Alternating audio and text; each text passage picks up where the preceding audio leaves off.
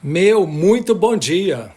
Britanicamente, 11 horas da manhã, começamos mais uma aula do curso dos Conceitos Fundamentais de Direito Civil. Para quem está vindo pela primeira vez aí, essa é a minha 8ª aula.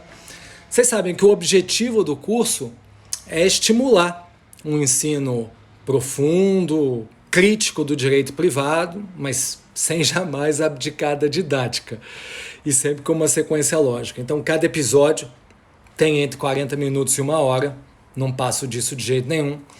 E lá no finalzinho, eu vou falar o tema da próxima aula. Por isso, como sempre, eu vou aqui desabilitar os comentários para começar para valer. Ok, pessoal? Valeu, hein? Obrigado pelos comentários, mas eu tenho que desabilitar. Então... Pronto, gente, excelente. O tema hoje é relação obrigacional. A gente saiu da parte geral, agora a gente entrou no direito das obrigações. E relação obrigacional, esse tema, vocês verão ao final, propicia uma aula muito rica. Porque a relação obrigacional não é um conceito neutro, imutável, asséptico, não. É um modelo que vai se desenvolvendo ao longo da história. Então hoje eu vou contar para vocês uma novelinha de 3 capítulos, para vocês entenderem o que significa a ideia de relação obrigacional. O primeiro capítulo a gente volta lá para o direito romano, para as institutas de Justiniano, onde não havia uma noção de relação obrigacional. O que havia, sim, era o chamado vínculo obrigacional. Olha bem, vínculo obrigacional. Por quê? Porque a obrigação, nos primórdios, ela recebia uma análise externa. Ou seja, tinham 2 sujeitos, credor e devedor, um objeto, que era um dar, fazer ou um não fazer, e um vínculo jurídico, que era uma relação entre um crédito e um débito. Percebam, uma relação não entre 2 pessoas, mas entre um crédito e um débito. Então não havia uma relação de cooperação entre 2 indivíduos. O que existia é uma relação de submissão. Ou seja, o devedor estava submetido ao credor numa relação de antagonismo. Isso é que justificava o fato, essa submissão, de haver uma responsabilidade pessoal do devedor diante de um inadimplemento. Então, havia o descumprimento do débito, ele respondia com o quê? Com a vida. Eventualmente, ele perdia a liberdade, se tornava um escravo. E, em casos mais leves, a responsabilidade que recaía sobre a sua liberdade era uma pena de prisão. Então, essa era a noção originária de um vínculo obrigacional. Mas eu não vou ficar muito aqui não, porque realmente a minha aula, senhoras e senhores, tem muito a ver com o 2º e com o 3º capítulos. Agora que a coisa vai ficar animada para quem está chegando. Por quê? Porque o 2º capítulo da história da relação obrigacional começa na Alemanha com a pandectista. Ali no momento que Savigny diz, opa, não é vínculo obrigacional. O que existe é uma relação obrigacional, que é uma relação entre 2 sujeitos de direito. E a partir daí o cenário muda, há uma humanização da relação obrigacional. Tanto é que 2 outros alemães célebres, Brinz e von Gierk, eles criam uma teoria que todo mundo estuda até hoje na faculdade, que é a teoria dualista das obrigações. Eles decompõem a obrigação em 2 momentos sucessivos, quais sejam o Schuld e o Haftung. Vocês já devem ter ouvido essas expressões. O Schuld é a dívida, é o débito autônomo, é a obrigação de dar, fazer ou não fazer. É a causa da relação obrigacional. Mas o que acontece quando esse débito não é espontaneamente satisfeito? Surge, então, o 2º momento da relação obrigacional, que é o Haftung, que é a responsabilidade. Aí sim, a responsabilidade é a submissão do devedor ao poder de intervenção patrimonial. Em outras palavras, com a responsabilidade, o patrimônio do devedor se sujeita a uma agressão por parte do credor. É uma atuação independente da vontade do devedor. É por isso que os alemães, para justificar essa teoria dualista, eles criaram uma expressão chamada Anspruch, que significa mais ou menos pretensão, exigibilidade. Então, uma coisa é o momento do débito, é o momento da relação jurídica de direito material. Outra é, não cumprido o débito voluntariamente, surge o segundo momento, que é o da responsabilidade, que é o da sujeição patrimonial. E para ficar interessante, como é que se dá essa sujeição patrimonial? Desde então, os alemães eles criaram a ideia da responsabilidade, uma ideia de uma garantia. Essa garantia patrimonial ou é uma garantia geral. O que é uma garantia geral? É aquela efetivada por técnicas processuais, arresto, sequestro, penhora. Então, é uma garantia que recai sobre todos os bens do devedor. Ou então, e aos poucos vejam um refinamento, começou a ser criada a tal da garantia especial. A garantia especial ela é mais inteligente porque ela gera um reforço de segurança do credor. E essa garantia especial se divide em duas. A garantia real, que é uma afetação de um bem determinado do devedor ao débito, e às vezes nem é um bem do devedor, é um bem de um terceiro que garante uma dívida alheia. E a vantagem dessa garantia real, vocês sabem muito bem, é dupla em termos de eficácia. Pensem numa hipoteca, que é uma garantia real.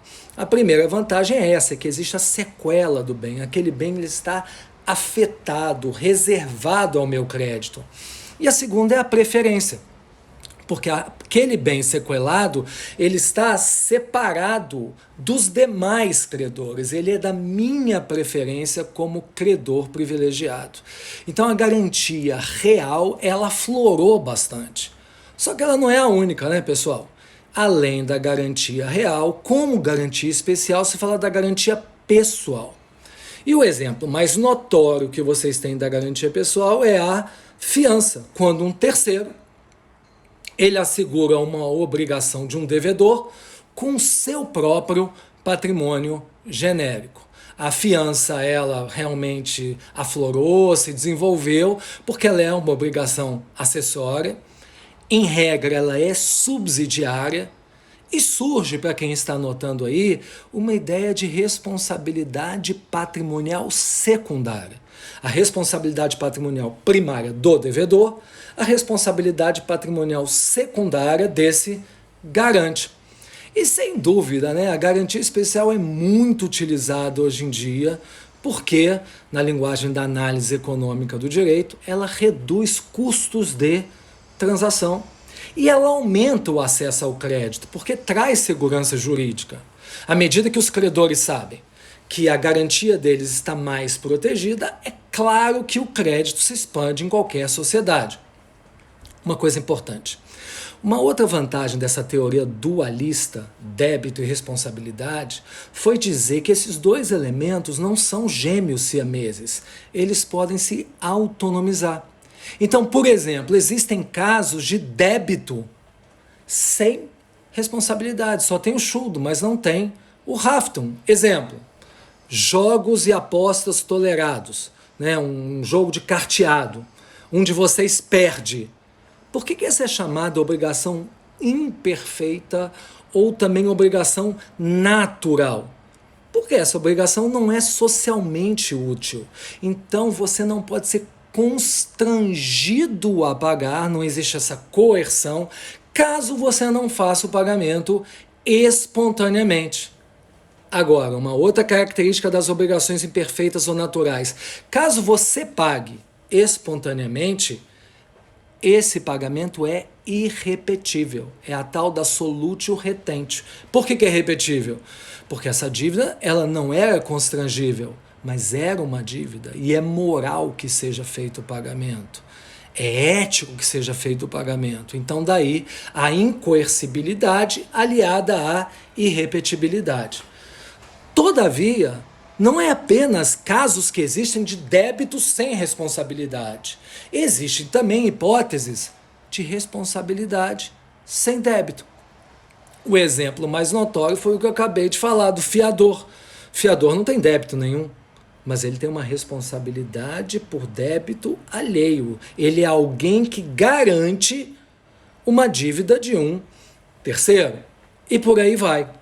Ou seja, o que eu posso dizer para vocês em resumo desse momento da teoria dualista alemã, desse segundo capítulo da nossa novela, é que agora a gente começa a entender bem e fica mais claro essa divisão, preste atenção, entre o débito e a responsabilidade. Porque o débito é o mundo dos fatos. A gente pergunta no débito, quem realizou o ato? Não é essa a pergunta? Agora, a responsabilidade não. Ela não é o mundo dos fatos, ela é o mundo do direito. Porque ela abre espaço a uma palavrinha que é muito importante, que se chama imputação. A pergunta é, a quem eu imputo responsabilidade? A quem eu atribuo a obrigação de indenizar caso o débito não tenha sido espontaneamente solvido? Ou seja, uma das grandes vantagens da concepção dualista foi ultrapassar a camisa de força da responsabilidade pessoal do devedor. Porque ela que permite a passagem de uma responsabilidade pessoal do devedor para uma responsabilidade patrimonial. Vai lá no artigo 5º da nossa Constituição, no inciso 67. O que fala ali sobre prisão civil por dívida? Falava do depositário infiel, mas desde 2008 o STF acabou com a prisão civil do depositário infiel em razão do Pacto de São José de Costa Rica, essa Convenção Internacional de Direitos Humanos, porque a prisão do depositário infiel ofende o princípio da proporcionalidade. Mas vocês vão me perguntar, Nelson, mas está mantida a prisão civil do devedor por alimentos? Tá. Mas a prisão civil, no caso excepcionalíssimo de alimentos, não é uma responsabilidade pessoal do devedor. É uma responsabilidade patrimonial. Essa prisão não passa de uma técnica processual executiva. Não passa. É uma forma de coerção do devedor de alimentos ao pagamento. Tanto é verdade que não é pena, que se o cara paga o débito, imediatamente ele sai ali da prisão, ele não tem que responder mais por sua liberdade física a partir do momento que ele pagou. E tanto é verdade que não é pena, que se ele cumpre todo o período fixado, 60 dias, 90 dias, e ele sai dali da prisão, isso não exclui o pagamento da prestação em atraso. Então, realmente, há uma humanização da relação obrigacional em um processo lento, mas gradual. Agora, o que me causa espécie, e a vocês também, vocês confessem, é que se vocês forem lá no 391 do Código Civil, ou então no 789 do CPC, em ambos estará escrito que o devedor responde com todos os seus bens pelos débitos. Tá certo com todos os seus bens? Não. Por quê? Porque vocês sabem que dentre os seus bens existem alguns que não estão afetados aos seus credores, porque eles formam o seu mínimo existencial. Ou seja, a gente tem como exemplo a Lei 8.009/90, que é da impenhorabilidade do imóvel residencial ou impenhorabilidade legal. O artigo 1711 do Código Civil, que trata da impenhorabilidade voluntária. Todos esses bens, repito, eles não estão afetados ao seu credor, eles estão afetados à sua dignidade. Eles estão afetados ao necessário para a sua sobrevivência. Então esse que é um movimento do direito civil cada vez mais de despatrimonialização, que eu venho enfatizando desde a primeira aula. Mas é claro, e eu quero fazer uma crítica aqui à legislação brasileira, a gente ainda tem que fazer alguns ajustes, uma sintonia fina, principalmente pensando, e vocês vão concordar comigo, que tem que haver uma ponderação com o crédito do credor. Porque o crédito é um direito fundamental também. Então temos que melhorar os nossos institutos de tutela executiva em favor do credor. Então só para dar dois exemplos. Hoje na nossa legislação, o imóvel, o seu bem de família é impenhorável mesmo que ele seja um imóvel de 10 milhões de reais. Faz sentido? Tem razoabilidade nisso? Hoje uma remuneração para fugir do manto da impermeabilidade tem que ser uma remuneração superior a 50 salários mínimos. Menos que isso está completamente protegido. Faz sentido isso? Não faz. Então, algumas sintonias eu julgo que são necessárias. E eu quero lembrar uma coisa a vocês. A teoria dualista da obrigação desenvolvida na Alemanha ao longo dos últimos 100 anos, ela foi um baita de um acréscimo, mas ela manteve um pecado original da relação obrigacional, qual seja, esse atomismo, esse fracionamento entre dois polos, de um lado o credor, de outro lado o devedor, de um lado um direito ao crédito, de outro lado a um débito. Ou seja, isso empobrece o direito obrigacional. Essa visão externa da obrigação, ela realmente está muito longe do que eu vim aqui falar com vocês. E daí, com muita alegria, é que eu trago o terceiro capítulo da nossa novela sobre a relação obrigacional. E qual que é o terceiro capítulo?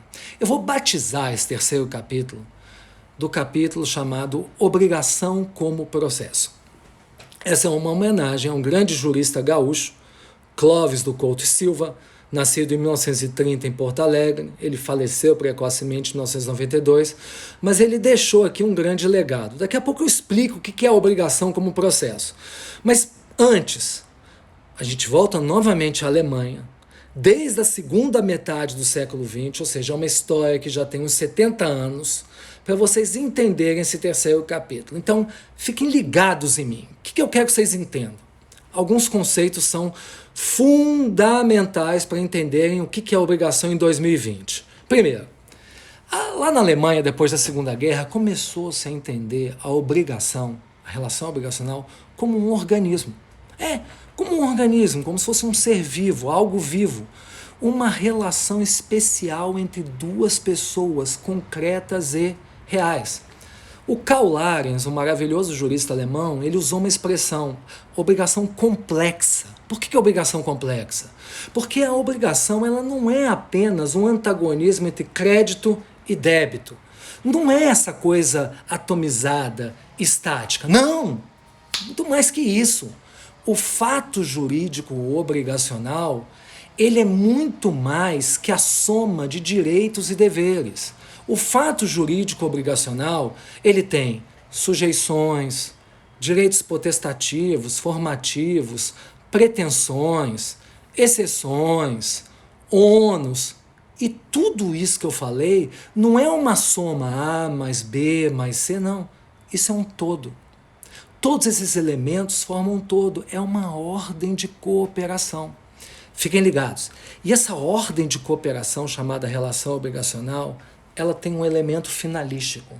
E qual é o elemento finalístico para o qual se dirige toda essa ordem de obrigação? É o adimplemento. É o adimplemento. Sabe por quê? Porque, senhoras e senhores, no adimplemento acontecem 3 coisas mágicas. Primeira, no adimplemento há a satisfação do interesse objetivo do credor. Ou seja, o credor obtém o resultado da prestação, a utilidade que o bem lhe proporciona, seja aquela obrigação de dar, fazer ou não fazer. Segundo, essa é mais bonita. Segundo, com o adimplemento há a liberação do devedor. O que significa isso? O devedor, ele recupera a liberdade.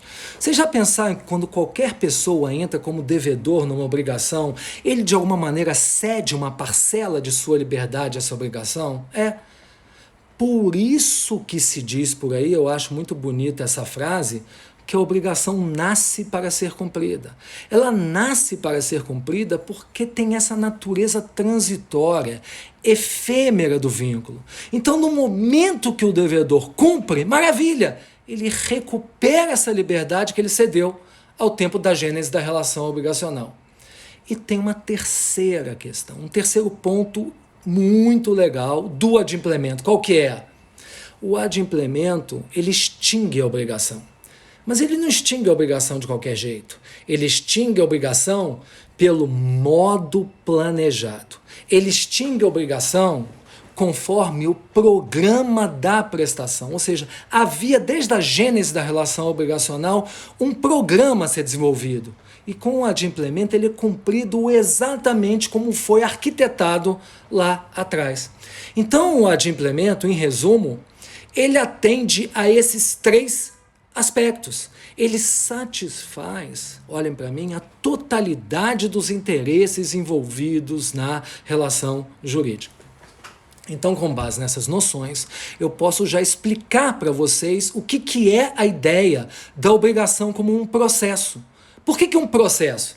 Vocês já pararam para pensar no que é o processo civil? Que tem a fase postulatória, instrutória e decisória, e todas elas têm um contínuo justamente visando o momento da sentença, que é o momento que libera as partes. A relação obrigacional é a mesma coisa. Ela é um conjunto de atos encadeados. Mas esse conjunto de atos encadeados, olha que legal, eles são polarizados pelo adimplemento, imantados, atraídos pelo adimplemento, como se o adimplemento fosse o Sol, que com a sua força gravitacional atraísse a relação obrigacional desde a sua gênese. Aliás, uma das sacadas mais geniais sobre isso foi do italiano Emilio Betti. Ele falou, opa, fiquem espertos, porque a relação obrigacional não é a mesma coisa que a relação real. A relação obrigacional é uma relação de cooperação entre pessoas. As relações reais não. As relações reais não são relações de cooperação, são relações de atribuição de bens. Justamente por isso, nas relações de direitos reais, elas têm uma certa permanência, uma certa duração, porque um sujeito, por exemplo, quer ser proprietário, ele quer sujeitar o bem ao seu poder, ao seu domínio. E com a titularidade, ele não quer cooperar com ninguém, ele quer excluir os bens, ele quer, excluir terceiros sobre a relação de pertencimento que ele tem sobre a coisa. A relação obrigacional não. Ela é uma relação de cooperação, como eu disse, transitória e efêmera, porque quer se cumprir para resolver essa relação obrigacional da melhor forma possível. É justamente por isso, vocês que estão me assistindo, e isso muito me alegra, que a relação obrigacional ela é qualificada pelo dinamismo, justamente por ser um movimento contínuo em vista a essa finalidade especial que é o adimplemento. Deixa eu conversar com vocês um pouquinho sobre cartografia. Visitem o nosso Código Civil. Olha que inteligente foi Miguel Reale ao fazer o mapa do direito das obrigações. Vocês já pararam para pensar que o livro do direito das obrigações ele tem 4 títulos?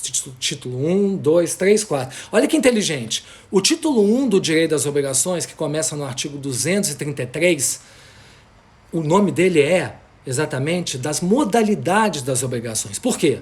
Porque a partir do artigo 233, o legislador ele fala sobre o nascimento da obrigação, as formas de obrigações, as modalidades. Bacana.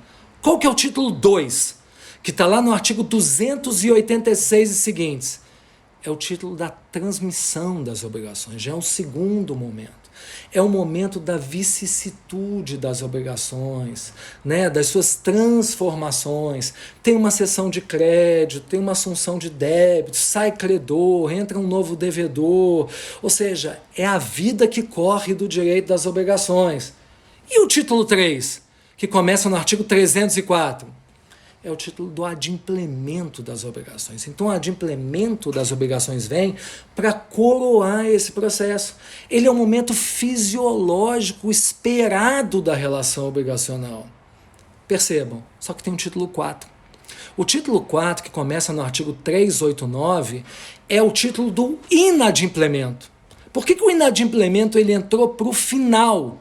Porque o inadimplemento, nunca esqueçam, é a fase patológica do direito das obrigações. É a fase que ninguém quer. Porque no momento do inadimplemento, o projeto originário das partes faliu e aquela obrigação inicial de dar, fazer ou não fazer, ela é substituída por uma obrigação sucessiva de perdas e danos, de indenizar. Então tem toda uma lógica no mapa, na cartografia do direito das obrigações. Ou seja, para que uma relação obrigacional ela dê certo, o que se espera dela são dois momentos. Um momento objetivo e um momento subjetivo. Qual que é o momento objetivo de uma relação obrigacional? Anotem aí. É a utilidade. O que é a utilidade? A utilidade da obrigação é o programa econômico das partes. É aonde a autonomia privada delas, a autodeterminação dos contratantes quis levá-las. Essa utilidade buscada pelas partes, ela é resumida pelo princípio da pontualidade. Pontualidade. Quando eu digo pontualidade, eu não estou querendo dizer que a obrigação tem que ser cumprida no dia certo, pontualmente. Não. É muito mais do que isso. Pontualidade significa que o adimplemento tem que se ajustar inteiramente à prestação. Ponto por ponto. Ou seja, o devedor tem que prestar o devido, todo o devido e por inteiro. Então vejam, essa é a ideia da utilidade. A utilidade do credor, ela será satisfeita justamente quando essa pontualidade objetiva for levada a sério. Só que eu disse que a obrigação tem dois momentos. A utilidade é um momento objetivo. Só que existe um momento subjetivo. E agora sim eu fico feliz. Qual que é o momento subjetivo? Vocês já devem imaginar. É a cooperação. Só que a cooperação, essa palavra é muito cara para mim, tanto faz falar cooperação ou colaboração, essa colaboração ela não se reduz à obrigação principal de dar, fazer ou não fazer. Não, essa cooperação é muito mais que isso. Por quê? Porque aí entra o princípio da boa-fé objetiva. E a boa-fé objetiva, amigas e amigos, o que ela visa fazer? Ela visa materializar o adimplemento. O objetivo dela é qualificar o adimplemento. Olha que importante que eu falar, porque hoje, em 2020, não basta o adimplemento. O fundamental é o adimplemento satisfatório. E aí é que entra a boa-fé no adimplemento satisfatório. Por quê? Porque, olha aqui minhas mãos, aqui está a autonomia privada e aqui está a boa-fé. A autonomia privada, ela delimita a função econômica do negócio jurídico? Sim, perfeito. Só que a boa-fé, ela aponta para as condutas que são devidas ao curso dessas obrigações. A boa-fé, ela viabiliza o adimplemento da melhor forma possível. Elas andam juntas, corpo e alma, autonomia privada e boa-fé. Porque é só a partir da boa-fé objetiva é que é possível fazer uma análise interna da obrigação. Olha a passagem que eu estou fazendo da análise externa, clássica, para a análise interna. Por que análise interna? Porque é só com a boa-fé objetiva que eu transformo credor em devedor, que eram dois indivíduos abstratos, em dois sujeitos reais de carne e osso. É só com a boa-fé objetiva que nós conseguimos entender a ética da situação. Eu gosto muito de usar aquela frase de um espanhol sensacional, filósofo Ortega y Gasset, para dizer: nós somos nós e nossas circunstâncias. Nós somos nós e nossas circunstâncias justamente para dizer que a obrigação ela não é só abstratamente credor e devedor. São todas aquelas circunstâncias, particularidades daquele caso concreto. Então, para ser mais real, a boa-fé ela realiza uma função integrativa. Quando alguém te perguntar para hoje e sempre por que a boa-fé é tão fundamental num contexto de uma relação obrigacional, porque ela realiza uma função integrativa. Integrativa em que sentido? Ela alarga o negócio jurídico para além dos deveres da prestação. Olha bem, por que isso? Porque a boa-fé ela é fonte de deveres jurídicos. E esses deveres jurídicos, eles são independentes da previsão negocial, eles são independentes da autonomia privada, eles são independentes das previsões do legislador. Por isso que se fala que a boa-fé traz deveres avoluntários. Avoluntários ao negócio. E para facilitar a vida de vocês, como é que a boa-fé ela integra deveres à relação obrigacional? De duas formas, podem anotar. Primeiro, a gente tem que separar os interesses à prestação dos interesses à proteção. Interesses à prestação e interesses à proteção. Quais são os interesses à prestação? Nos interesses à prestação, a boa-fé ela entra trazendo os chamados deveres anexos ou deveres instrumentais. Por que o nome é dever anexo instrumental? Porque o principal de uma relação obrigacional, vocês verão agora, eu vou dar exemplos, é dado pela autonomia privada. Então a boa-fé entra de uma forma anexa, instrumental, para encaminhar a prestação ao seu fiel adimplemento. Ou seja, os deveres anexos, eles têm um vínculo imediato com a prestação. Eles otimizam o adimplemento satisfatório. Ou seja, para vocês terem uma visão global, quando alguém perguntar qual é o dever primário da obrigação, então pegue uma compra e venda, qual que é o dever primário? Transferir a propriedade, pagar o preço. Isso nasceu da autonomia privada, não é? Esse é o dever primário. Agora, se alguém te perguntar quais são os deveres secundários, muitas vezes os deveres secundários eles nascem da lei, eles são aqueles deveres acessórios. Então, se eu tenho que te vender uma mala, não é uma compra e venda, eu tenho que tomar cuidado com o quê? Com os detalhes para te embalar essa mala, para transportar essa mercadoria, tudo isso é dever secundário. A boa-fé objetiva ela não está nos deveres primários nem secundários. Porque na boa-fé objetiva não se pergunta o que prestar. A pergunta é como melhor prestar. Então, a boa-fé objetiva nos deveres anexos, nos interesses à prestação, ela entra com o chamado dever de cooperação. Dever de cooperação, anotem aí, significa que a boa-fé objetiva garante o alcance do resultado útil esperado. Exemplo, vamos supor que eu estou em mora com você e eu realizo o pagamento. Eu faço o pagamento em mora, eu regularizo a minha vida. Qual que é o seu dever, de acordo com a boa-fé objetiva, como credor? Você tem que fornecer os documentos para baixa do protesto. Ou seja, esse é um dever anexo de cooperação que está de acordo com a boa-fé objetiva. E além do dever anexo de cooperação, nós temos o dever de informação. Dever de informação é tudo hoje, ou seja, as partes mutuamente, um ao outro, eles têm que se esclarecer todos os aspectos que são atinentes ao salutar desenvolvimento da relação obrigacional. Então, tudo isso que eu falei, entendendo, é como a boa-fé entra nos interesses à prestação, através dos deveres anexos ou instrumentais.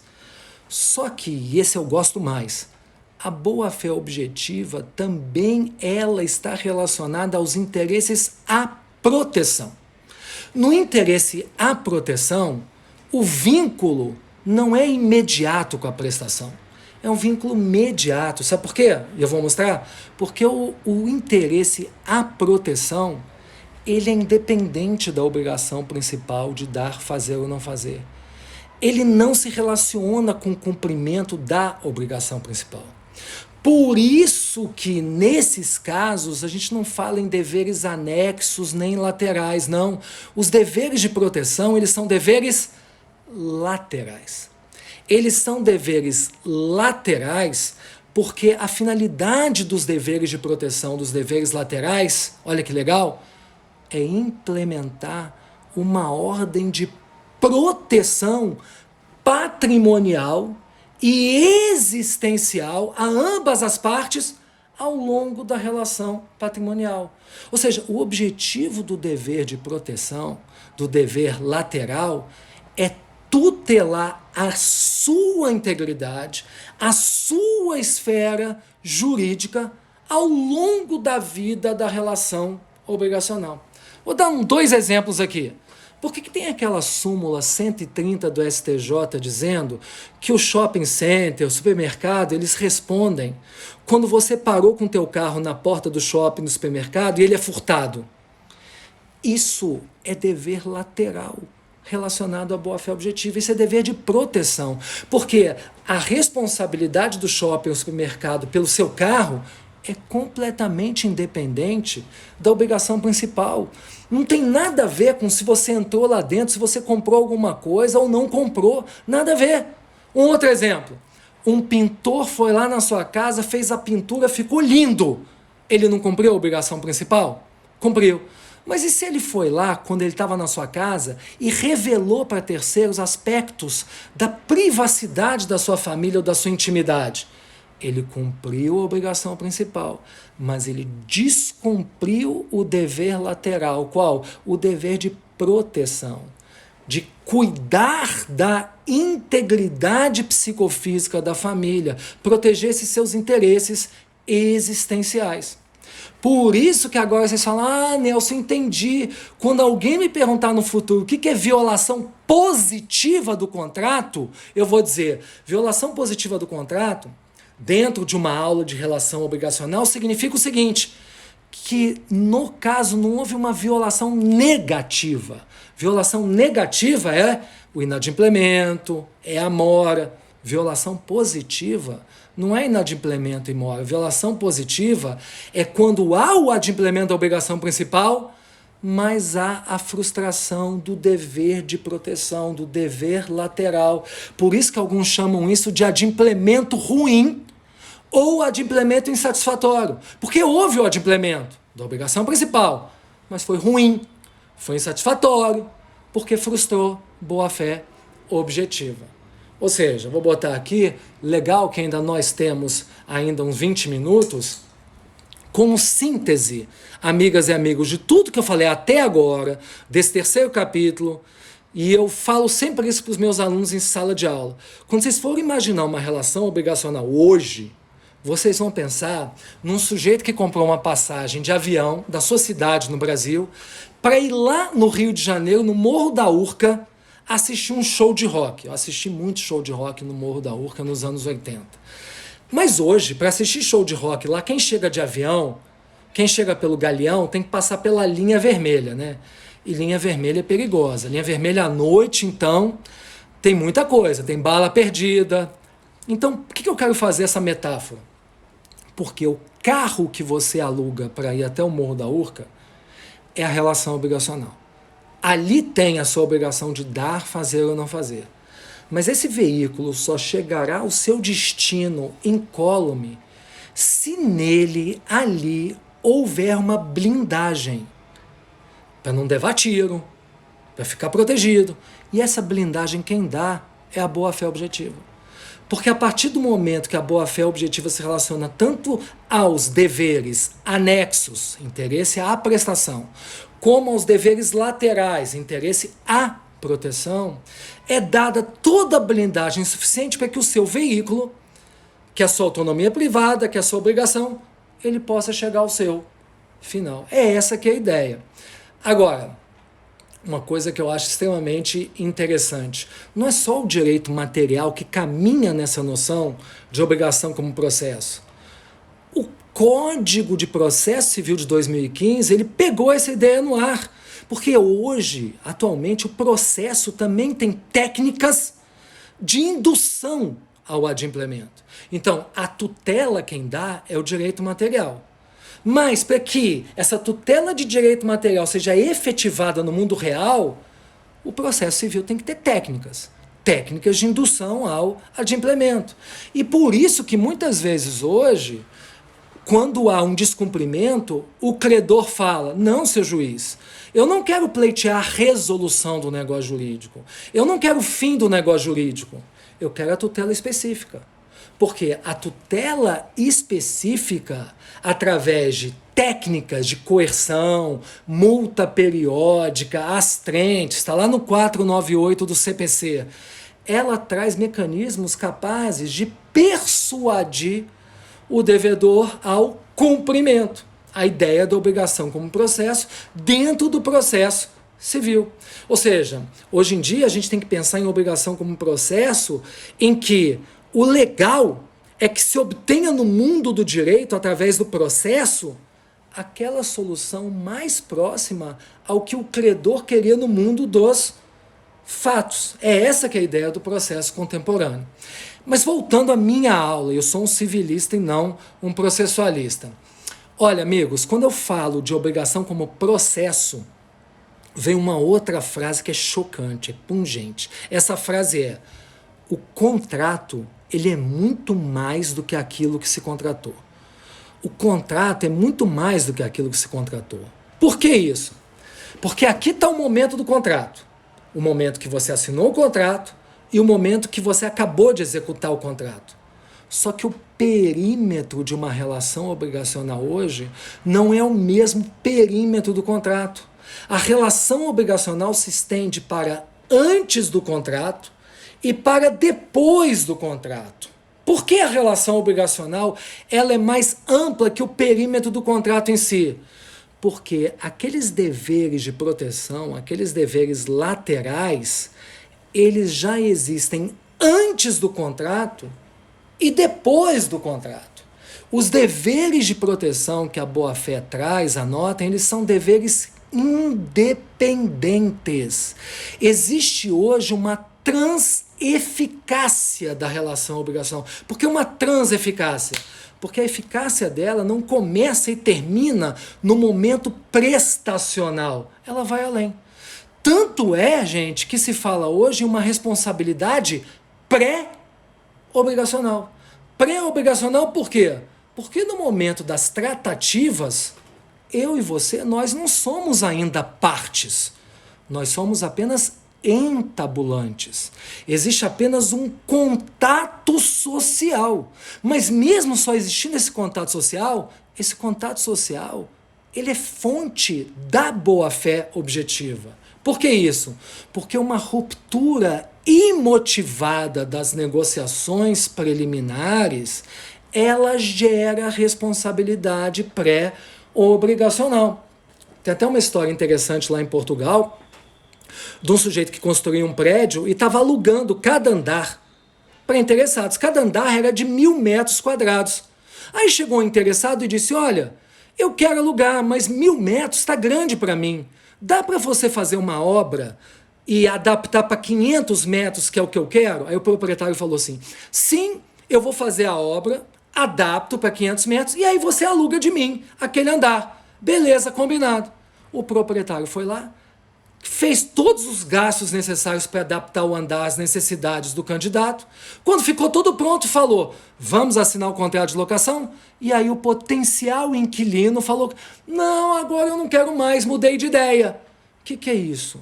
Isso aí é um venire contra factum próprio na fase das tratativas, das negociações preliminares. Por quê? Porque eu induzi a contraparte a crer na contratação, ele fez despesas e aí depois, no último minuto do jogo, surpreendentemente, há uma desistência injustificada do contrato.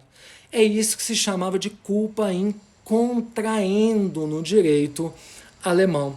Isso é uma responsabilidade pré-obrigacional. Não é muito interessante. Agora, além da responsabilidade pré-obrigacional, existe ainda a responsabilidade pós-obrigacional.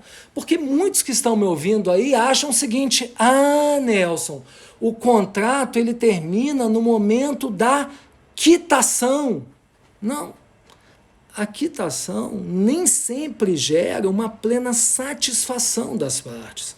Porque a gente tem que entender, de uma forma bem aberta, que hoje os interesses objetivos das partes vão além daquela prestação de dar, fazer ou não fazer. Mesmo quando ela é cumprida, há um dever mútuo e recíproco de se garantir a fruição do resultado esperado daquela obrigação. Tocando em miúdos. Existe hoje uma tal de pós-eficácia da relação obrigacional. Verdade, pós-eficácia. Então vou dar um exemplo aqui para vocês entenderem que essa é pós-eficácia da relação obrigacional, que ela só pode ser compreendida à luz da boa-fé objetiva.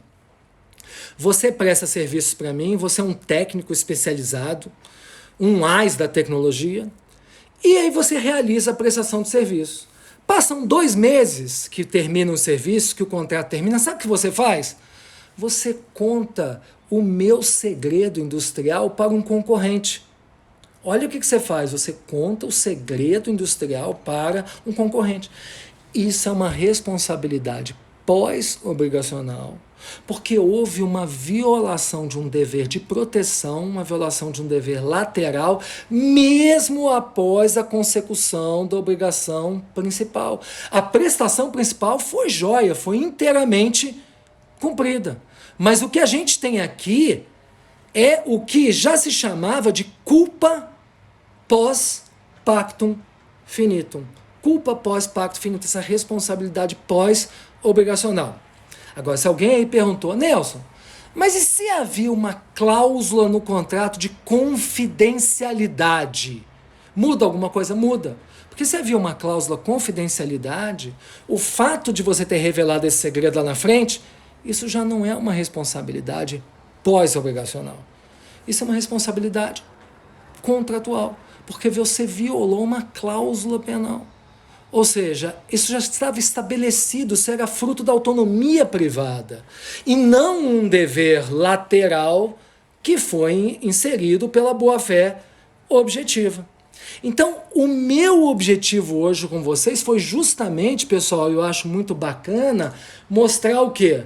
Nesses 46 minutos de encontro, que eu espero que vocês tenham gostado, que a relação obrigacional hoje, no final desse 3º capítulo, é algo amplíssimo e que é a base do direito das obrigações vocês terem esse entendimento. 2 boas notícias para quem fica. Primeira, a minha 9ª aula, que vai ser a próxima, no dia 5/8, vai ter como tema boa-fé objetiva. Aí sim eu vou falar sobre todo o conceito fundamental da boa-fé objetiva. E a segunda boa notícia qual que é? Hoje ou amanhã, no máximo, eu vou postar lá no YouTube as minhas aulas números 5, 6, 7 e 8. Ou seja, eu faço de 4 em 4, então eu vou postar aula sobre prescrição, a aula sobre ato ilícito, a aula sobre abuso do direito e essa de hoje que é sobre relação obrigacional. Sacou? Gente, foi um prazer incomensurável compartilhar esse horário aqui com vocês. Muitas felicidades, excelentes estudos do direito civil e até 5/8. Um grande abraço. Valeu, gente. Tchau. Se cuidem.